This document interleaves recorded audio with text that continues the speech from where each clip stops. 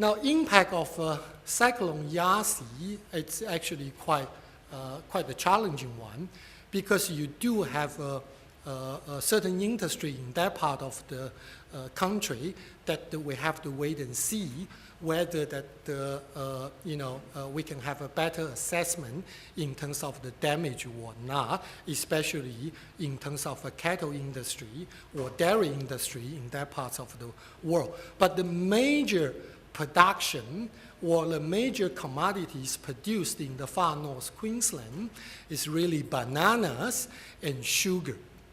Now, banana production in that part of our country, we valued at around $384 million. And sugar production in that part of the country takes about 20% of the total Australian production. So in 2008-9, that was valued at about $240 million. But you have to understand at the time, sugar prices were relatively low. Now, sugar prices are much more higher. So I think, you have to take that into account.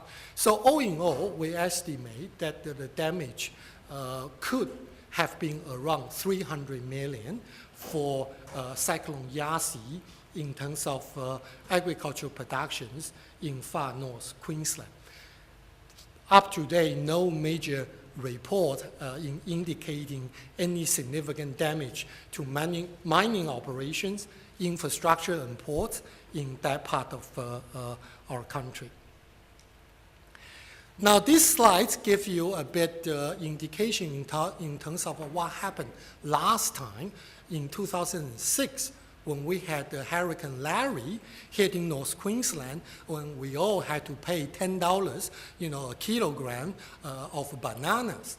And you can see Larry happened around mid-March, and the price peak really sort of in the mid-2006, that's in late June and July. So one can sort of say, although we have seen in Woolies, you're paying $5.99 a kilogram for bananas, there may be, some way to go, a couple months, before you can see sort of banana prices coming down.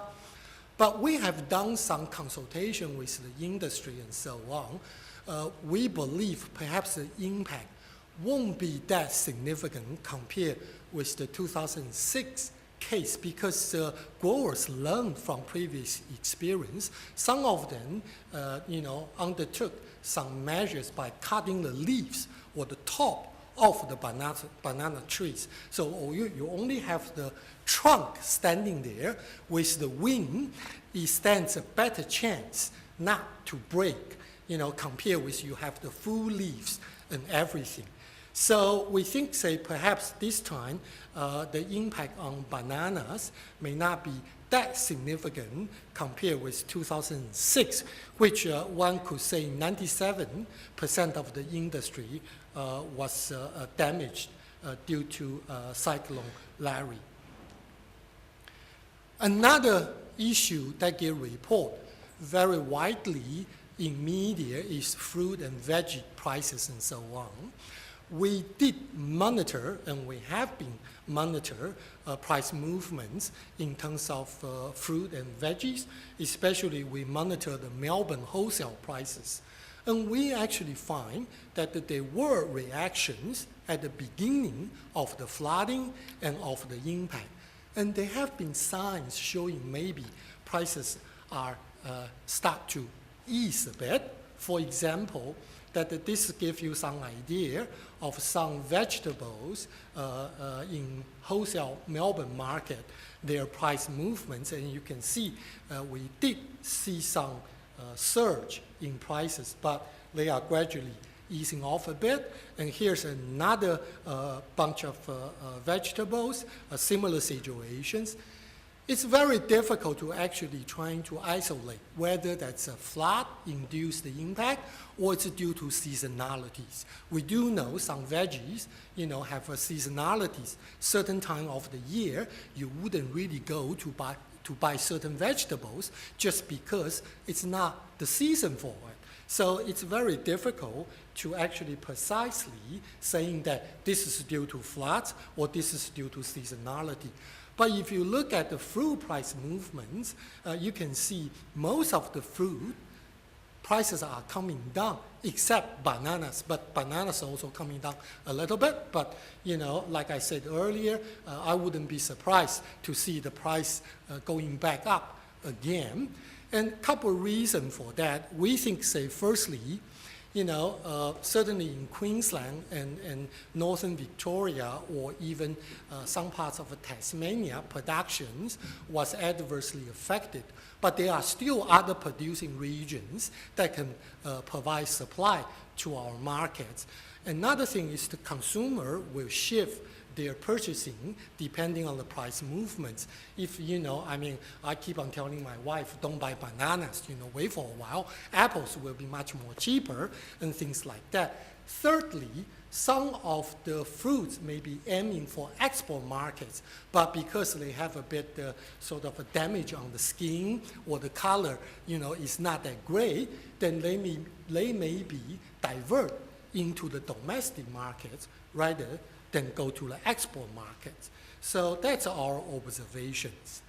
Now, finally, you must have heard our minister and our executive director said that even with all those adverse effects, we still expect our winter crop production to be one of the largest over the past decade or so. So I give you a slide that's summarizing, you know, our aggregate numbers. I remind you, they are aggregate numbers. The interesting thing to see in here is that you see for individual states, except Queensland and WA, most of the states, you know, have achieved increased production. We did run a survey in terms of winter crop productions, and that's quite consistent with our surveys of winter crop producers. In Queensland, the situation was a bit different. Right from the beginning, they didn't have very favorable seasonal conditions. So we didn't really expect Queensland's production would be very high. And as you can see, this year's production for Queensland is roughly the same as the average of the past 5 years, which was drought affected. Another special situation is really in WA. They had drought. We used to get like 12 million tons or 13 million tons winter crop production from WA. Now we only estimate about 7 million tons in WA. A little bit of silver lining here is that given all that rainfall, excessive rainfall, like mentioned earlier, you know, the irrigation dams, the levels are all full. So using Murray-Darling Basin as an example, the storage has reached about 83%, which you know, is a dramatic increase from the past year. And also that will help our irrigate agriculture, and with the improved soil moistures in eastern states, we do expect that the total summer crop production will be increasing quite significantly for these seasons. So that concludes my presentation.